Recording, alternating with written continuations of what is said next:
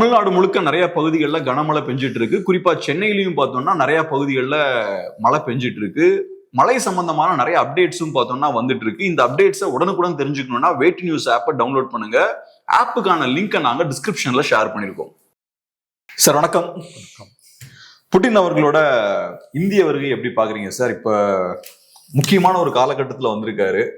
ஒண்ணு Ukraine Russia வார் போயிட்டு இருக்கு. இன்ஃபேக்ட் இப்ப ரஷ்யா தாக்குதல் எல்லாம் அதிகப்படுத்தி இருக்காங்க. இன்னொரு சைட்ல அமெரிக்கா இந்தியா மேல அழுத்தங்கள் போட்டிருக்காங்க, ரஷ்யன் ஆயில்லாம் வாங்காதீங்கன்னு. ஸோ அமெரிக்கா இந்தியா ரஷ்யாவோட நெருங்குறத விரும்பலை. ஸோ இப்படிப்பட்ட ஒரு சூழல்ல புட்டின் அவர்கள் இங்க வந்திருக்காரு. அப்புறம் முக்கியமா இந்தியாவுக்கு சில இடங்கள்ல ரஷ்யாவோட தேவையும் இப்ப இருக்கு. ஸோ ரொம்ப காம்ப்ளெக்ஸான ஒரு காலகட்டத்துல புட்டின் இங்க வந்திருக்காரு. இந்த வருகை எப்படி பாக்குறீங்க? மிக முக்கியமான ஒரு நிகழ்வு. சர்வதேச அளவில் ட்ரம்ப்போட சாங்ஷன்ஸுக்கு பிறகு புத்தினோட வருகை அமைந்திருக்கிறது. நேற்றைக்கு மரபுகளுக்கு மாறாக விமான நிலையத்திற்கு போய் புட்டினை ஆரத்தழுவி மோடி வரவேற்றிருக்கிறார். It's very interesting. ஏன்னு கேட்டிங்கன்னா வெஸ்டர்ன் சாங்ஷன்ஸ் ரஷ்யா மேலே இருக்குது, யூஎஸ் அண்ட் யூரோப்பியன் சாங்ஷன்ஸும் ரஷ்யா மேலே இருக்குது. Interestingly international criminal court of justice arrest warrant issue பண்ணியிருக்குது புட்டினுக்கு. பட் இந்தியாவில் அவர் சேஃபாக இருக்கலாம், ஏன்னா அதை இங்கே இம்ப்ளிமெண்ட் பண்ண வேண்டிய அவசியம் உங்களுக்கு கிடையாதுன்னு சொல்கிறாங்க. இந்தியா மெம்பர் இல்லை, அதனால் அந்த ரிஸ்க் இல்லை. வேறு கண்ட்ரிஸாக இருந்ததுன்னா அந்த ப்ராப்ளம் இருக்கும் உங்களுக்கு. ஸோ இதையும் கவனத்தில் வச்சு தான் பேசணும். குறிப்பாக அமெரிக்கா ரஷ்யாவிடமிருந்து இந்தியா வாங்கி கொண்டு இருக்கக்கூடிய அந்த கச்சா எண்ணெய் அதை நிறுத்தணும்னு ட்ரம்ப்போட அந்த தாக்கீது, அந்த மிரட்டல், அதன் காரணமாக நமக்கு டாரிஃப் 25% 50% வரைக்கும் போயிருக்குது. இன்னும் நமக்கு ட்ரேட் டீல் வரல. அநேகமாக இந்த ஆண்டு இறுதிக்குள்ளே வந்துடும் எதிர்பார்க்கப்படுகிறது. அது அடுத்த ஆண்டு துவக்கத்தில் வந்துடும். இதன் மத்தியில் தான் இந்த பயணம் இருக்குது. இது ஜவஹர்லால் நேரு காலத்துலேருந்து, அன்றைய சோவியத் யூனியன் இருந்ததுலேருந்து இன்றைக்கி ஆட்சிகள் மாறினாலும் காட்சிகள் மாறலை அப்படின்றது அவங்க கவனத்தில் கொள்ள வேண்டியது. அங்கே இப்போ இருக்கக்கூடிய இந்த காலகட்டம் ரொம்ப ரஷ்யாவுக்கும் நெருக்கடியான காலகட்டம், இந்தியாவுக்கும் நெருக்கடியான காலகட்டம். மிகப்பெரிய அளவில் நாம் நம்முடைய டிஃபென்ஸ் பர்ச்சேஸை பொறுத்த வரைக்கும், இராணுவ தளவாடங்கள், பாதுகாப்பு உபகரணங்களை பொறுத்த வரைக்கும் ரஷ்யாவை தான் நம்பி இருக்கோம். இந்தியாவோட டிஃபென்ஸ் இம்போர்ட்ஸில் 75% ரஷ்யாவிலேருந்து வருது. அதுவே அவரோட ட்ரம்ப்போட கண்ணை உறுத்திக்கிட்டு இருக்குது. குறிப்பாக S-400 நம்ம வாங்கும்பொழுது அந்த மிசைல் ஷீல்டை 10 ஆண்டுகளுக்கு முன்பு மிகப்பெரிய அளவில் அமெரிக்காவோட எச்சரிக்கை இருந்தது. தடைகள்லாம் போடப்பட்டது. அதை மாரி தான் வாங்கினோம். இன்றைக்கி அதுதான் நம்மளை இதில் ஆப்ரேஷன் சிந்தூரப்போ காப்பாற்றுதுன்னு சொல்லலாம். பெரிய அளவில் இந்தியா ரஷ்யா வர்த்தகம் என்பது வளர்ந்துருக்கிறது அப்படின்றாங்க. 2024-25 இருதரப்பு ஒப்பந்தம் $68.7 பில்லியன். அப்படின்னா உங்களுக்கு 880 அப்படின்னா கிட்டத்தட்ட 8 லட்சம் கோடிக்கு மேலே, ரஃப்லி அரௌண்ட் 8 lakh crores மேலே இருக்குது மிகப்பெரிய அளவில். இப்போ எண்ணெய் வாங்குறத நம்ம கிட்டத்தட்ட நிறுத்தியிருக்கோம் அல்லது நின்று கொண்டிருக்கிறது. ஸோ அதை காம்பன்சேட் பண்ணுறதுக்கு மற்ற துறைகளில், குறிப்பாக டிஃபென்ஸில் மற்றும் இதர துறைகள், ஃபுட் ஐட்டம்ஸு, சில மெஷினரிஸ், இதெல்லாம் வாங்குவதற்கான வாய்ப்புகள் இருக்குது. பட் ஓவராலாக இன்னைக்கு ஹிந்துவில் எழுதியிருக்க மாதிரி சுஹாசினி ஐதர் எழுதியிருக்காங்க ரொம்ப நல்லா. Putin's visit a tight rope walk for Modi government amid sanctions threats. இது ரொம்ப டெலிகேட் பேலன்ஸ். டிப்ளமேசின்றதே உங்களுக்கு டெலிகேட் பேலன்ஸ் தான். நிரந்தர நண்பர்களும் இல்லை, நிரந்தர எதிரிகளும் இல்லை, நிரந்தர நலன்கள் மட்டும்தான். No permanent enemies, no permanent friends, only permanent interests. அப்படி பார்க்கும்போதுனா இந்த தலைப்பே ரொம்ப அழகாக இருக்குது. Putin's visit a tight rope walk for Modi government. நம்ம இது ரொம்ப ரொம்ப பேலன்ஸ் பண்ணணும், டெலிகேட் பேலன்ஸ். வெஸ்ட்டுக்கு ஒரு மெசேஜ் தான் டைரெக்டாக ஏர்போர்ட்டுக்கு போய் பிரைம் மினிஸ்டர், இந்திய பிரதமர் கட்டி ஆரத்தழுவி வரவேற்றது. எங்களுக்கு ரஷ்யா முக்கியம். பட் ரஷ்யா மீது இன்றைக்கி ஐரோப்பிய நாடுகளும் அமெரிக்காவும் கடுமையான கோபத்தில் இருக்காங்க. உக்ரைன் வாரோட தொடர்ச்சியாக 3 ஆண்டுகளாக நடக்குது. இந்த பிப்ரவரி 4 வருஷம் முடிய போகுது உக்ரைன் வார் ஆரம்பிச்சு. முக்கியமான ஒரு இந்திய ஊடகத்தில் ஒரு கட்டுரை ரொம்ப இன்ட்ரெஸ்டிங், வெரி இன்ட்ரெஸ்டிங். அந்த கட்டுரையை எழுதியது இந்தியாவுக்கான இங்கிலாந்து, பிரான்ஸ், ஜெர்மனி, இந்த 3 நாட்டு தூதர்கள் சேர்ந்து ஒரு கட்டுரை எழுதியிருக்காங்க. இந்தியாவுக்கு India's high commissioner of Britain to India and ambassadors of France and Germany to India, 3 பேரும் சேர்ந்து, அது எந்த பத்திரிகை என்று தெரியவில்லை, அந்த மிகப்பெரிய ஒரு கட்டுரை வெளிவந்திருக்கிறது. அதாவது புட்டினோட விசிட் நேற்று வருது. புட்டினை கிரிட்டிசைஸ் பண்ணி, ரஷ்யாவை கிரிட்டிசைஸ் பண்ணி. இந்தியாவில் வந்து நீ தூதராக இருந்துக்கிட்டு இந்திய மண்ணில் ஒரு வெளிநாட்டு தலைவர் வரும்பொழுது இப்படிப்பட்ட கட்டுரை வருது நாட் இன் குட் டேஸ்ட் அப்படின்னு வந்து இந்தியன் டிப்ளமேட்ஸ் வந்து அதுக்கு கண்டனமும் தெரிவிச்சிருக்காங்க. இது கடந்த காலங்களில் இப்படி நடந்ததே இல்லை. இப்போ ட்ரம்ப் வரும்போது டியூரிங் கோல்டு வார் பீக்கில், யுஎஸ்எஸ்ஆர் அமெரிக்கா கோல்டு வார் பீக்கில் கூட இங்கே வந்து அந்த காலத்தில் வந்து இப்போ புஷ்ஷோ அல்லது ஃபோர்டோ வரும்போது கூட வந்து இந்த மாதிரியான கட்டுரைகளை வந்து ரஷ்யன் அம்பாசிடர்ஸ் வெளியிட்டது கிடையாது. என்ன கட்டுரை அது? அவங்க என்ன சொல்கிறாங்கன்னா, அந்த சாராம்சம் என்னன்னா வந்து உக்ரைனில் ரஷ்யா பண்ணுறது தவறு, இது வந்து expansionist policy, Russia is a threat to world peace, sanctions must be there for Russia, சாங்ஷன்ஸை ஜஸ்டிஃபை பண்ணி, அதாவது high critical article on Russia and Putin. இதை வந்து இந்தியாவில் இருக்கக்கூடிய இந்தியாவுக்கான இங்கிலாந்து, பிரான்ஸ், ஜெர்மனியோட தூதர்கள் வந்து ஒரு இந்திய ஊடகத்தில் இப்படி பார்த்து ஒரு இந்தியாவுக்கு ஒருத்தர் வரும்பொழுது, வெளிநாட்டு தலைவர் வரும்பொழுது இந்த கட்டுரை வெளியிடுவது என்பது வந்து அன்பிரசிடென்டட். இது கடந்த காலங்களில் நடந்ததே கிடையாது. இது வந்து எப்படின்னு கேட்டிங்கன்னா, இதை எந்த நாடுமே விரும்பாது. இது வந்து ஏன்னா ஒவ்வொரு கண்ட்ரிக்கும் அவங்கவுங்களுக்கான ஃபாரின் பாலிசின்னு ஒன்று இருக்குது. It's not in bad taste. வந்து பர்டிகுலர் லீடர் வரும்பொழுது இப்படி பண்ணுறதுன்றது வந்து poking your nose into internal affairs of another country. So west வந்து ரொம்ப கொலவெறியில் ரஷ்யா மேலே இருக்காங்க, இந்தியா மேலேயும் அவங்களுக்கு கடுமையான கோபம் இருக்கிறது. ட்ரம்ப் மட்டும் இல்லை, யூரோப்பியன் யூனியனுமே வந்து ரஷ்யா மீது கோபத்தில் தான் இருக்குது. நேற்றை கூட பார்த்தீங்கன்னா நேட்டோவோட மிலிட்ரி கமாண்டர் ஒருத்தர் இஸ் ஃப்ரம் இட்டாலி, அவன் வந்து என்ன சொல்கிறான், அதாவது வந்து preemptive strikes must for NATO against ரஷ்யான்றோம். நம்மளே முதல்ல ரஷ்யாவை அடிக்கணும்னு பேசுகிறோம். ஸோ நேட்டோ வர்சஸ் ரஷ்யான்றது தான் இன்றைக்கி போயிட்டு இருக்குது. இப்போ உக்ரைன் அடித்ததுக்கு காரணமே நேட்டோவில் போய் அவங்க சேர போகிறாங்கன்றதுக்கு காரணம் தான். தட்ஸ் ரஷ்யா பக்கம் இருக்கக்கூடிய நியாயங்கள். எனவே இந்த ஹிந்து கட்டுரை எழுதினது மாதிரி Putin's visit a tight rope for Modi government amid sanctions threats. ஏன்னா மிகப்பெரிய அளவில் நம்ம வந்து ஆயில் வாங்கிட்டு இருந்தோம். கிட்டத்தட்ட 8 லட்சம் கோடிக்கு மேலே வந்து நம்முடைய இருதரப்பு உறவுகள் இருக்குது. நம்முடைய பாதுகாப்பு தேவைகளில் 75% வந்து அவங்க தான் நிறைவேற்றுறாங்க. இந்த பேக்ரவுண்டில் இன்றைக்கி ரஷ்யாவை வந்து ஐரோப்பிய யூனியனும் அமெரிக்காவும் எப்படி பார்க்கிறது எனும் பொழுது இந்த வருகை வந்து நம்ம ரொம்ப ரஷ்யாவோட நெருங்கிறத இந்த நாடுகள் விரும்பாது. அப்போ நமக்கு அவர்கள் குடைச்சல் கொடுக்க ஆரம்பிப்பார்கள். எஸ்பெஷலி வந்து இன்னும் அமெரிக்காவுடனான நம்முடைய டீல் முடியல, இன்னும் இப்போ தான் பேச்சுவார்த்தை நடந்துட்டு இருக்கு. ஸோ அது ஃபைனலைஸ் ஆகாத வரைக்கும், அந்த ஷேப் அப் ஆகாத வரைக்கும் இந்த விசிட்டை வந்து நம்ம ரொம்ப கேர்ஃபுல்லாக தான் டீல் பண்ணணுன்றது தான் இங்கே இருக்கக்கூடிய பாலிசி மேக்கர்ஸோட ஒப்பீனியனாக இருக்குது. அதை தான் இந்த கட்டுரையும் சொல்லிக்கிறேன். அதான் இப்போ இந்தியாவை பொறுத்தளவில் ரஷ்யாவோட க்ளோஸாக இருக்க விருப்பம் காட்டுறாங்க. புட்டின் அவர்கள் ஆரத்தழுவுறார், ரஷ்யாவை சப்போர்ட் பண்ணி பேசுறாங்க. இந்த விஷயங்கள்லாம் ஒரு சைடு இருந்தாலும் இந்தியாவோட செயல்பாடை பார்க்கும்போது ஆக்சுவலா கொஞ்சம் முன்ன இருந்த மாதிரி க்ளோஸா இல்லையோன்னு தான் தோணுது. ஒன்று, ஆயுதங்கள் வாங்குறத இந்தியா கம்மி பண்ணிட்டாங்க. ஒரு 10 இயர்ஸ்க்கு முன்னாடி அரௌண்ட் 70% வெப்பன்ஸ் இம்போர்ட் பார்த்தோம்னா ரஷ்யால வந்துட்டு இருந்தது. இன்னைக்கு அதை அரௌண்ட் 30% மாத்திட்டாங்க, கம்மி பண்ணிருக்காங்க. 35% அது குறைஞ்சிருக்கு, டைவர்சிஃபை பண்ணிட்டாங்க. ஆமா, மற்ற கண்ட்ரிஸ் வந்து இப்போ ரஃபால்லாம் பாத்தீங்கன்னா நம்ம பிரான்ஸ்ல இருந்து வாங்குறோம், மிராஜும் டசால்ட்டோட அதெல்லாம் பிரான்ஸ்ல இருந்து வாங்குறோம், நிறைய மிசைல்ஸும் நம்ம பிரான்ஸ்ல இருந்து மற்ற ஐரோப்பிய நாடுகள்ல இருந்து வாங்குறோம். ஸோ இப்போ ரஷ்யாவை நம்ம டிபெண்ட் ஆகி இல்லை, ஆயுதங்கள் வாங்குறது கம்மி பண்ணிட்டோம். ரெண்டாவது, அதே மாதிரி ஆயில் எடுத்துக்கிட்டோம்னாலும் இப்ப டிசம்பர்ல குறைக்க போறோம். நம்ம ஏறக்குறைய 50% மேல கம்மி பண்ணிடுவோம் நினைக்கிறேன். டிசம்பர்ல கம்மி பண்ண போறோம்.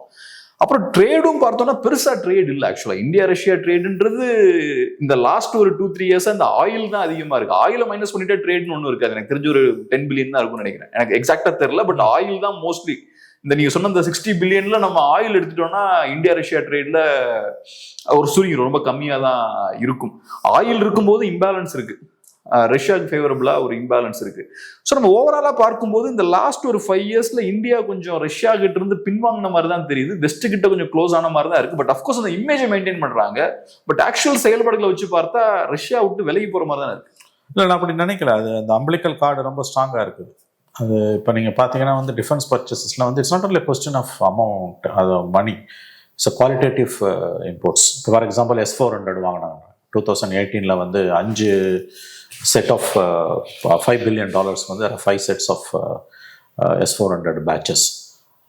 It's aerial shield. அது நமக்கு அது 3 செட்டு வந்துடுச்சு, 2வது செட்டு வரப்போகுது, வந்துட்டுருக்கு, ஆல்மோஸ்ட் ஆர் வந்து முடிஞ்சிச்சு. இப்போ now they are talking about S-500. S-500 வந்து அந்த டெக்னாலஜி டிரான்ஸ்ஃபர் அவ்வளோ சீக்கிரம் கொடுக்க மாட்டேன்னு அவங்க சொல்கிறாங்க அப்படின்றாங்க. But still the process is on. அதே மாதிரி சுகாய் 57. இது நீங்கள் பார்த்தீங்கன்னா இது வந்து high grade sophisticated very very top level military equipments and hardware நீங்கள் பார்த்தீங்க. ஸோ இது எல்லாமே நீங்கள் வந்து இப்போ நீங்கள் இப்போ பார்க்கும்பொழுது வந்து அந்த இன் டேர்ம்ஸ் ஆஃப் வால்யூம்ஸ் குறைஞ்சிருக்குன்றது இருந்தாலும் the quality of the imports வந்து military wise and otherwise also இது வந்து எக்ஸாக்ட்லி வந்து உங்களுக்கு வந்து increasing or it's getting sustained. நான் ஜியோ பொலிட்டிக்கலி ஸ்பீக்கிங் வந்து இப்போ உக்ரைன் வார் வந்து வெஸ்ட்டை பொறுத்த வரைக்கும் அது ரொம்ப தான் இந்த ஃப்ளஷ் அவங்களுக்கு வந்து கண்டினியூஸாக உக்ரைனில் ரஷ்யாவோட வாரை வந்து வெஸ்ட் வந்து will not allow it and they want to stop it at all cost. நான் அந்த வாரை வந்து ரன் பண்ணுறதுக்கே எக்ஸ்போர்ட்ஸ் உங்களுக்கு ட்ரம்ப்போட famous words Ukraine is running a war in Ukraine, Putin is running a war in Ukraine with Indian மணின்னு அந்த ஒரு ஃபேமஸ் ஸ்டேட்மெண்ட் ஒன்று உண்டு. அந்த ஆயிலில் விற்று வர பணத்தை தான் அவங்க அங்கே யூஸ் பண்ணுறாங்க. அதில் வந்து நீங்கள் பார்த்தீங்கன்னா யூஎன்லலாம் வந்து நீங்கள் வந்து இந்தியாவோட ஓட்ஸ் எல்லாம் பார்த்தீங்கன்னா வந்து ரஷ்யாவுக்கு எதிராக ஒன்று கூட போகல உங்களுக்கு வந்து. ஸோ ஜியோ பொலிட்டிக்கலி வந்து அமெரிக்கன் ஹெகமனிக்கு எதிராக ரஷ்யா நடத்தி கொண்டிருக்கக்கூடிய அந்த ஃபைட்டில் வந்து இந்தியாவோட ஸ்டாண்டுன்றது வந்து ப்ரோ யூஎஸ் டில்ட்டாக மாறலை as far as Russia is concern. அது ஒரு ரொம்ப முக்கியமான ஒரு ஆஸ்பெக்ட் உங்களுக்கு. த வெரி ஃபேக்ட் தட் இன்னைக்கு வந்து 3 அம்பாசிடர்ஸ் வந்து ஒரு ஹை கமிஷனரும் 2 அம்பாசிடர்ஸும் வந்து புட்டின் விசிட் அப்போ அன்பிரசிடென்டட் அந்த மாதிரியான ஒரு ஆர்டிக்கலை பென் பண்ணுறாங்க. இந்த விசிட்டை வந்து வெஸ்ட் வந்து ரொம்ப கண்குத்தி பாம்பாக பார்க்குறாங்க. அது சீரியஸ்னஸ் தெரிஞ்சு தான் வந்து இப்போ ப்ரோட்டோகால் வயலேட் பண்ணி மோடியை போய் வந்து புட்டினை வந்து ரிசீவ் பண்ணுறதுக்கு ஏர்போர்ட்டுக்கு போகிறாரு. This are all clear messages உங்களுக்கு வந்து குறைஞ்சிருக்கலாம் நான் மறுக்கல. பட் இன் டேர்ம்ஸ் ஆஃப் குவாலிட்டியும் and the dependence political support இதை வச்சு பார்க்கும்போது வந்து ஆல் பெல் வெதர் ஃப்ரெண்டுன்னு தான் அதை சொல்கிறாங்க உங்களுக்கு. வாஜ்பாய் பீரியடில் மன்மோகன் சிங் பீரியட்லேயே நீங்கள் பார்த்தீங்கன்னா வந்து இந்தியன் ஃபாரின் பாலிசி வந்து especially Indo US nuclear deal 2008 அதில் பார்த்தீங்கன்னாலே Indian foreign policy has taken a clear shift towards US. அதாவது not at the cost of Russia but clear shift இருந்தது உங்களுக்கு 2008 to 2014 மன்மோகன் சிங் கவர்மெண்ட். மோடி கவர்மெண்ட் வந்தோன்னா முதல்ல கொஞ்சம் ஒரு தயக்கம் இருந்தது. அதன் பிறகு வந்து அந்த balance was maintained in spite of all the problems. இந்த இஷ்யூ உக்ரைன் வாருக்கு பிறகு ட்ரம்ப் இத்தனைக்கு வந்து ஆப்கி பார் ட்ரம்ப் சர்க்கார்னு மோடி போய் அங்கே பேசினார். ஹவுடி மோடி இதில் ஆப்கி பார் ட்ரம்ப் சர்க்கார்னு பேசின மோடி அந்த மோடிக்கு எதிராக தான் வந்து சாங்ஷன்ஸை வந்து ட்ரம்ப் இம்போஸ் பண்ணுறார். The very fact that Trump is imposing sanctions, Gabriel, is a proof that Indo-Russia friendship பண்றது வந்து ஹை பெடஸ்டல்ல தான் இருக்குது, notwithstanding the statistics, because American sanctions are just clear evidence for this உங்களுக்கு இந்த Indo-Russian friendshipல. இது 75 இயர்ஸாக இருக்கக்கூடியது. இது இப்போ வந்து உங்களுக்கு எக்கனாமிக்கலி வந்து உங்களுக்கு ரொம்ப பெரிய அளவில் 2 கண்ட்ரிஸ்மே ஒன்று டிபெண்ட் பண்ணக்கூடிய அளவு இப்போ நியர்லி வந்து 68.7 பில்லியன் 69 பில்லியன்ஸ்னா it's a very huge amount. அது வரும்போது நாட்களில் வந்து அவங்களுக்கும் வந்து பார்த்திங்கன்னா வந்து அவங்களோட அந்த ஆர்ம்ஸ் எக்ஸ்போர்ட்ஸுக்கு ஃபெர்டைல் மார்க்கெட்ஸ் சந்தை தேவைப்படுது. அது உங்களுக்கு வந்து இந்தியாவை விட அவங்களுக்கு பெரிய அளவில் மற்ற சந்தைகள் கிடைக்குமான்றது டவுட். நம்ம எப்படி வந்து பிரான்ச் அவுட் பண்ணி ரஷ்யா மட்டும் நம்ம அமெரிக்கா கிட்ட போனோமோ அவனும் வந்து இப்போ வந்து பாகிஸ்தானோடையும் Russians are strengthening the relationship. அது ரொம்ப ஒரு இன்ட்ரெஸ்டிங்கான ஒரு விஷயம். அதுவும் அங்கே நடக்குது உங்களுக்கு வந்து. அவனும் நம்பல அங்கேயும் வந்து பிரான்ச் அவுட் பண்ணி தான் அவங்களும் போகிறாங்க உங்களுக்கு. எனவே இந்த விசிட்டை வந்து நம்ம எப்படி பார்க்கணும்னா இந்த background of Trump's sanctions and on India and இந்த background of European sanctions, upcoming European sanctions and already existing US sanctions on Russia because of their Ukraine policy. அந்த விதத்தில் பார்க்கும்போது இந்த விசிட் வந்து போத் ரஷ்யா அண்ட் இந்தியாவுக்கு it's a win-win situation. But இந்தியாவுக்கு வந்து tight வாய்ப்புன்றதுல வந்து எந்த சந்தேகமும் கிடையாது.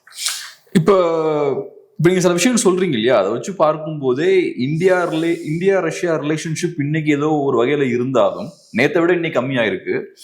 ஃபியூச்சர்ல இன்னும் மோசமாகும் அப்படின்னு தான் நான் பார்க்குறேன். ஏன்னா இப்போ நீங்கள் சொன்னது போல பாகிஸ்தானை பேக் பண்ணுறாங்க ரஷ்யா.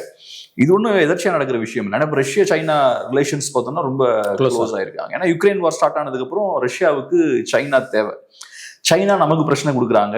பங்களாதேஷ் இன்னைக்கு சைனாவோட இன்ஃப்ளூயன்ஸ் கீழே இருக்காங்க. நம்ம இப்போ சிலிகுரி காரிடார்லாம் பற்றி பேசிகிட்டு இருக்கோம். சுற்றி பார்த்தோன்னா ஒரு சைடில் பங்களாதேஷ், இன்னொரு சைடில் நேபாள், இன்னொரு சைடில் சைனா. ஸோ அந்த காரிடாரை க்ளோஸ் பண்ணுறதுக்குலாம் அவங்களுக்கு வாய்ப்பு இருக்கு, அந்த அந்த அலைன்ஸ் சேர்ந்தாங்கன்னா. ஸோ இப்போ கம்ப்ளீட்டாக இந்த நாடுகள்லாம் நமக்கு எதிரான நாடுகளாக இருக்காங்க. ரஷ்யா அங்கே போகிறாங்க. இப்போ முக்கியமான கேள்வி என்னன்னா, நாளைக்கே இந்தியாவுக்கும் சைனாவுக்கும் பிரச்சனை வந்தா ரஷ்யா யார் பக்கம் இருப்பாங்க? இந்தியா பக்கம் இருப்பாங்களா, சைனா பக்கம் இருப்பாங்களா? லாஜிக்கலாக பார்த்தோம்னா Russia more depend on China. ஒன்று, இந்தியாவோட அதிகமாக ஆயில்லாம் இம்போர்ட் பண்ணுறாங்க சைனா. ரெண்டாவது, நிறைய பொருட்கள் அங்கே எக்ஸ்போர்ட் பண்ணுறாங்க.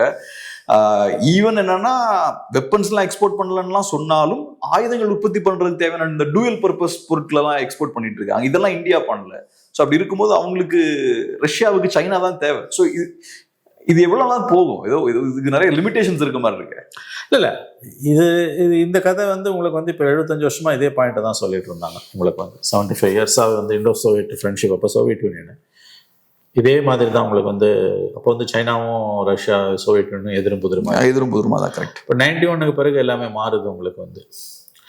இந்த பேலன்ஸை வந்து அவங்க எல்லா கண்ட்ரிஸுமே ப்ரிஃபர் மெயின்டைன் பண்ணக்கூடிய நிர்பந்தத்தில் தான் இருக்காங்க. அஃப்கோர்ஸ் அவனுக்கு வந்து they're more depend on China than on India Russians. இன்னைக்கு அது உண்மை. அது ஹார்ட்வேர் ஆகட்டும் அல்லது வந்து மற்ற அதர் ஃபினான்ஷியல் ஆஸ்பெக்ட்ஸ் ஆகட்டும், எல்லாமே huge loans are taken by for that matter. அது அமெரிக்காலே நிறைய $200 பில்லியன் சைனீஸ் லோன்ஸ் இருக்குன்றாங்க. பட் ஸ்டில் அவங்க இந்தியாவா சைனாவானா சைனாவை தான் ப்ரிஃபர் பண்ணுவான்றது லாஜிக்கலி அப்படி தான் கன்க்ளூட் பண்ண முடியுது. பட் அது ரொம்ப ஓப்பனாலாம் போகாது. அது வந்து உங்களுக்கு வந்து இந்தியாவை வந்து கைவிட்டுட்டுலாம் போகக்கூடிய அளவுக்கான ஒரு இதுவாக போகாது. இப்போ நீங்கள் ஒரு 6 மாதத்துக்கு முன்னால் இங்கே நடந்தது இல்லையா, ஷாங்காயில் Chinese, Indo China and Russia எல்லாருமே கலந்துக்கிட்ட நடந்தது. ட்ரம்போட அந்த ஃபேமஸ் போட்டு இருக்குல்ல, we have lost China and India, we have lost Russia and China to the we have lost India and Russia to the dark China. ட்ரம்போட ஒரு கோட் இருக்குது, because of the growing Chinese influence. Obviously வந்து உங்களுக்கு வந்து ஒரு tight rope வருது, உங்களுக்கு வந்து கல்வான் மாதிரி ஒரு இன்சிடென்ட் வருது அப்படின்னா வந்து obviously they will support China. 4 years கண்டிப்பா வரும். அந்த மாதிரி சைனா ஏதாவது பிரச்சனை பண்ணிட்டே தான் இருக்கும். அது ஒரு தடவை வந்துட்டு போனாலும் ஒரு தடவை 59ல இந்தியா வந்தான், 62ல சைனீஸ் வார், 2019ல மகாலிபுரத்துக்கு வந்தாரு, 2020ல கல்வான். அது சைனீஸோட மாடஸ் ஆப்பரேண்ட். அது வந்து அது 2 தரப்புமே எதிர்பார்த்து தான் உட்காந்துருப்பாங்க. பட் அதுக்காக வந்து உங்களுக்கு இப்போ இந்த ரிலேஷன்ஷிப்பை வந்து நீங்கள் வந்து கம்ப்ளீட்டாக ஏதாவது வந்து எப்படி சொல்கிறது, குறைச்சி மதிப்பிட முடியாது. when you have over 8 lakh crores of bilateral trade. ஆக்சுவலாக அதுக்காக கேட்கல, குறைச்சி மதிப்பிடுறதுக்காக கேட்கல. என்னோட பாயிண்ட் என்னன்னா, நீங்கள் சொன்னீங்க இப்போ டைட் ரோப்ல நடந்துட்டு இருக்காங்கன்னு. டைட் ரோப்ல ரொம்ப நாள் நடக்க முடியாது. ஏதோ ஒரு ஸ்டாண்ட் எடுக்கணும். ஸோ இந்த பக்கமா அந்த பக்கமான்றதை முடிவு பண்ணணும். அதுக்காக தான் கேட்குறேன். அது இப்போ கஷ்டம் நமக்கு சொல்கிறது. வந்து உங்களுக்கு வந்து மோர் தேன் சைனா, இந்தியாவுக்கு வந்து ரஷ்யா தான் வேணும். ஆனால் ரஷ்யாவுக்கு வந்து சைனா வேணுமா இந்தியா வேணுமானா தட்ஸ் $1 million கொஸ்டின். இதில் வந்து பிக் பிரதர் இஸ் வாட்சிங். யூஎஸ் என்ன பண்ண போகிறான்னு தெரியல உங்களுக்கு. இப்போ இந்த விசிட்டுக்கு அப்புறம் ட்ரம்ப் விசிட் இருக்குது. European Union leaders republic day பரேடுக்கு கெஸ்ட்டாக வராங்க. So the host of leaders are going to visit. But it's an all bell weather friendship தான், சந்தேகமே கிடையாது. இப்போ இந்தியாவோட நியூக்ளியர் பிளான்ட், இந்தியாவோட நியூக்ளியர் எஸ்டாப்ளிஷ்மெண்ட்ஸ்லாம் கம்ப்ளீட்லி எஸ்டாப்ளிஷ்ட் பை ரஷ்யன்ஸ். உங்களுக்கு வந்து அது அந்த காலத்துலேருந்து கோர்பச்சேவ் பீரியட், இப்போ பிரஸ்னேவ் பீரியட்லேருந்து இந்திரா காந்தி பீரியட், நேரு கூட அதிகமாக இந்திரா காந்தி, அதுக்கப்புறம் ராஜீவ் காந்தி, அதுக்கப்புறம் காங்கிரஸ் கவர்மெண்ட், வாஜ்பாய் கவர்மெண்ட்லேயும் வந்து இண்டோ ரஷ்யன் ஃப்ரெண்ட்ஷிப் தான் பவர்ஃபுல்லாக இருந்தது. So it's an all bell weather friendship தான். பட் என்ன ஒன்று, உக்ரைன் வாருக்கு பிறகு சாங்ஷன்ஸ் ஆன் ரஷ்யா வெஸ்ட் வந்து ரொம்ப அதிகமாக போட and especially after arrest warrant against Putin by ICC, இந்த விசிட் வந்து இட்ஸ் வெரி இம்பார்ட்டன்ட். ஏன்னா நமக்கு மிகப்பெரிய இஷ்யூ வந்து அந்த ஆயிலை ஸ்டாப் பண்ணது, அதை எப்படி மேனேஜ் பண்ண போகிறாங்க. அதுவே வந்து இப்போ வந்து பிரித்து உள்ளே வருதுன்றாங்க. ஆயில் வந்து உங்களுக்கு வந்து சப் ஏஜென்ட்ஸ் மூலமாக அந்த சேம் குவான்டிட்டியை உள்ளே கொண்டு வந்துடுறாங்க அப்படின்றாங்க. அஃப்கோர்ஸ் அது ஒன் கோவா இல்லாமல் வருதுன்றாங்க. There are many ticklish issues involve in it. But மோடியை பொறுத்த வரைக்கும் வந்து இது ட்ரம்ப் வந்து ட்ரம்ப் சர்க்கார்னு சொன்ன பிறகு, சாங்ஷன்ஸ் போட்ட பிறகு, கிட்டத்தட்ட மோடியோட ஃபாரின் பாலிசின்றது டவுன் அண்ட் அண்டராக இருந்ததுன்றது புட்டின் விசிட்டுக்கு பிறகு ஃபேஸ் லிஃப்ட் கிடைக்குது. ஆயில் பர்ச்சேஸ் பண்ணுறதை நிறுத்தினதை காம்பன்சேட் பண்ணுற அளவுக்கு டிஃபென்ஸ் மெட்டீரியலும் மற்ற பெனிஃபிட்ஸும் மற்ற பைலேட்ரல் ட்ரேடையும் இந்தியா இன்க்ரீஸ் பண்ணுறதுக்கு தான் வாய்ப்புகள் அதிகம். மற்றபடி இன்றைக்கி ஈவினிங் தான் வந்து அந்த இது இப்போ உச்சி மாநாடு சமிட் இருக்குது, 23rd சமிட் கண்டினியூஸாக நடக்குது. அதுக்கு பிறகு ஜாயிண்ட் டிக்ளரேஷன் இருக்கும். அதுக்கு பிறகு தான் நம்ம பேச முடியும். இட்ஸ் அ வெரி இம்பார்ட்டண்ட் விசிட்னு தான் எனக்கு தோணுது. Not only for military great weapons but other bilateral issues also. இன்னொன்று ஜியோ பொலிட்டிக்கலி ஸ்பீக்கிங் வந்து இந்தியாவோட ஆல் பெல் வெதர் ஃப்ரெண்டு தான் ரஷ்யா. ஆனா ஒரு விஷயம் என்னன்னா, இப்ப இந்தியா நினைச்சாலுமே கம்ப்ளீட்டா அமெரிக்கன் சைட் போக முடியுமான்றது ஒரு பெரிய போக கேள்வி. முடியாது, போக முடியாது. ஏன்னா இப்ப நம்ம கிட்ட இருக்கக்கூடிய ஆயுதங்கள்ல 70% ரஷ்யன் ஆயுதங்கள். ஸோ ரஷ்யாவோட சப்போர்ட் கண்டிப்பா நமக்கு தொடர்ச்சியா தேவை. அதே மாதிரி நம்மளோட பொருளாதார அடித்தளத்தையும் போட்டதுல அவங்களுக்கு பெரிய ஒரு ரோல் ரஷ்யாவுக்கு இருக்கு. ஸோ அதனால அந்த வகையில ரஷ்யாவுக்கு பெரிய இன்ஃப்ளூயன்ஸ் இருக்குன்னு நினைக்கிறேன். பட் இன்னொரு பாயிண்ட் சொன்னீங்க இல்லையா, இப்ப டைட் ரோப்ல நடக்கிறாங்கன்னா எல்லாரையுமே பேலன்ஸ் பண்ணும். ஸோ இப்ப ரஷ்யாவை எப்படி பேலன்ஸ் பண்றாங்கன்றதை நம்ம பார்த்துட்டோம். அமெரிக்காவை எப்படி பேலன்ஸ் பண்ணிட்டு இருக்காங்க? அது நிறைய பண்ணிடுவாங்க, இப்போ பண்ணிட்டு இருக்காங்க, பண்ணுவாங்க. இப்போ ட்ரம்ப் கண்ணை காமிக்க வேண்டியதுதான் பாக்கி. அவ்வளோதான். உங்களுக்கு வந்து போய் கட்டி தழுவார் மோடி, இதை விட அதிகமாக கட்டி தழுவார். இப்போ நடுப்புற வந்து தீபாவளிக்கு விஷ் பண்ணாரு, ஞாபகம் இருக்கா? 2 பேரும் விஷ் பண்ணிட்டாங்க. ட்ரம்ப் கால் பண்ணாரு மோடி. ட்ரம்ப் கிட்ட ஒர்க் ஆக மாட்டேங்குது. ரொம்ப நாள் ஜெயிச்சதுல இருந்து ஒரு மாதிரி வேற ரூட்ல போயிட்டு இருக்காரு. ஏன்னா 1 இயர் முடிய போகுது ட்ரம்ப்புக்கும் இப்போ. ஸோ அந்த அக்ரிமெண்ட் சைன் ஆயிடுச்சுன்னா நார்மல்சி வந்துடும் உங்களுக்கு. வந்து ட்ரேட் டீல் சைன் ஆயிடுச்சுன்னா அது ஆல்மோஸ்ட் இல்லை ஃபைனலைஸ்டுன்றாங்க. ஃபைனல் டச்சஸ் தான் கொடுக்க வேண்டியது.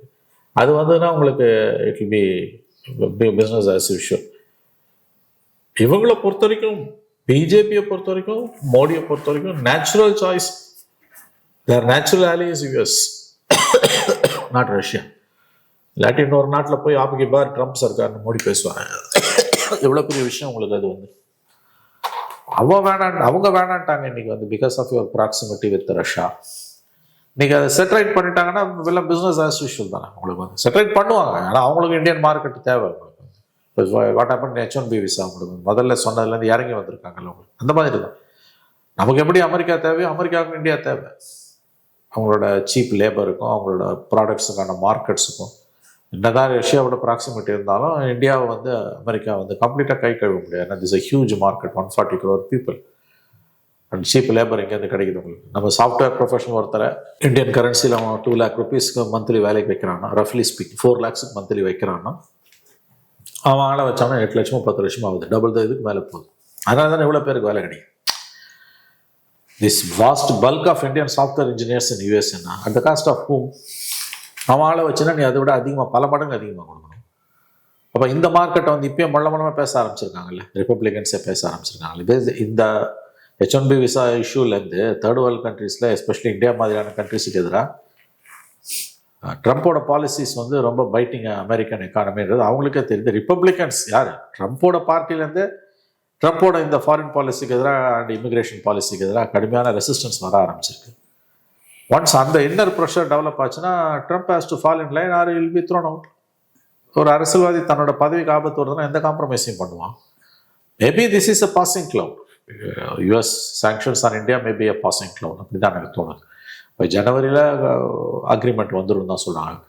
For ever you cannot be in a perpetually confrontationist mode with India as far as US is concerned. அவங்களுக்கும் அவங்களோட இன்ட்ரெஸ்டும் பெரிய அளவில் அஃபெக்ட் ஆகுது. அடுத்த கேள்விக்குள்ள போறதுக்கு முன்னாடி, தமிழ்நாடு முழுக்க நிறைய பகுதியில கனமழை பெஞ்சிட்டு இருக்கு. அதே மாதிரி சென்னையிலையும் நிறைய பகுதிகளில் மழை பெஞ்சிட்டு இருக்கு. மழை சம்பந்தமான அப்டேட்ஸை உடனுக்குடன் தெரிஞ்சுக்கணும்னா வேட் நியூஸ் ஆப்பை டவுன்லோட் பண்ணுங்க. ஆப்புக்கான லிங்கை நாங்க டிஸ்கிரிப்ஷன்ல ஷேர் பண்ணிருக்கோம். ஆனா இப்போ ஓவராலா நமக்கு இப்ப யுக்ரைன் ரஷ்யா போர் முடிவுக்கு வந்தாச்சுன்னா இந்தியாவுக்கும் ஓரளவுக்கு பிரச்சனை கம்மியாயிரும் நினைக்கிறேன். அதுக்கப்புறம் இந்த ஆயில் வாங்குறது, இந்த சிக்கல்லாம் இருக்காது. ஸோ அந்த போர் எப்படி பாக்குறீங்க? முடிவு வந்துடும் பாக்குறீங்களா? வந்து ஆகணும் இல்லை, perpetually you can be on war இல்லையா? வார் 2 பேருக்குமே லாஸ். ஆமாம், Russian economy seriously it's very bad ஷேப்னு தானே சொல்கிறாங்க. வெளியில் தெரியல, ஏன்னா ஃப்ரீ மீடியா கிடையாது ரஷ்யாவில். அதனால் உண்மை வெளியில் வரமாட்டேங்குது. பெரிய அளவில் 4 years ஆஃப் வார்ன்றது பெரிய விஷயம் கேப்ரியல். இந்த பிப்ரவரி வந்து 4 years விளையாட்டு மாதிரி ஓடி போச்சு, 22 February. ஸோ 4 years ஆஃப் வார்னா உக்ரைன் ராவேஜ்டு, காசா மாதிரி இல்லாட்டியும் பாதி காசாவாக இருக்குன்றாங்க. இந்த பக்கம் ரஷ்யாவுக்கும் வந்து ஹியூஜ் லாசஸ். எக்கானமி இந்த டவுன் ஸ்லைடு தான் இருக்குது ரஷ்யாவில். உங்களுக்கு கடுமையான விலைவாசி உயர்வு. ஸோ மீடியா, இண்டிபெண்ட் மீடியா இல்லாததால் அதை வெளியில் கொண்டு வர முடியல. கண்டிப்பாக the war has to stop. அதில் எந்த சந்தேகமும் கிடையாது. war as a concept must be eradicated from human life. அதனால் வந்து வார் கிரைம்ஸ்ன்றதே வந்து wrong usage. War it self is a crime. War crimes நீங்கள் சொல்கிறதே தப்பு, போர் குற்றங்கள்ன்றதே தப்பு.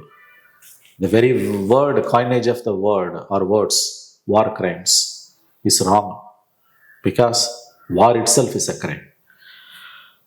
அப்போ அந்த மாதிரி நீங்கள் இருக்கும்போது யூஆர் ரன்னிங் a 4-year வார்ன்றது வந்து unacceptable, 100% unacceptable. War has to come to an end. அதில் சந்தேகமே கிடையாது. அது maybe this will happen in 26. It has to. Illana, there will be huge losses for both sides. More than Ukraine, Russia will also face the disastrous consequences. கடைசியா ஒரே ஒரு கேள்வி sir. இப்போ ரஷ்யாவை ஓவரால் பார்க்கும்போது ரஷ்யா முன்ன இருந்த மாதிரி ஸ்ட்ராங்கா இன்னைக்கு இல்லை. ஒரு காலத்துல நீங்க சொன்னது மாதிரி சைனாவோட மோதல் போக்குல இருந்தாங்க. சைனாவை பெருசா ரெகனைஸ்லாம் பண்ணல ரஷ்யா.